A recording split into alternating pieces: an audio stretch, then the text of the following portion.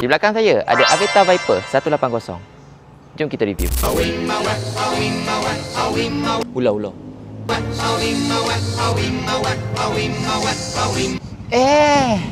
Aduh.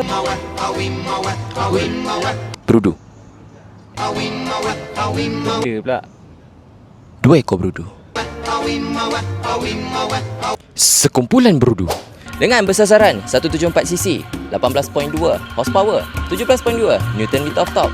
Top speed dia, kalau kau tengok dekat website lah, boleh pergi 110. Lembab. Baik beli biar awak ke kan laju sikit. Datangkan dengan 7 inci TFT meter. Boleh sesentuh. Jinak betul ular ni. Wow, ada dashcam. Yeay, ABS dia boleh on off. Boleh check tire pressure. Dan yang lain-lain lah. Malas pula nak explain. Untuk keselamatan anda semua, dia datang sekali dengan ABS dual channel, sekali dengan traction control, single disc brake, depan belakang. Wow, enjin menggunakan Bosch fuel efficient injection. Lebih smooth, lebih jimat minyak.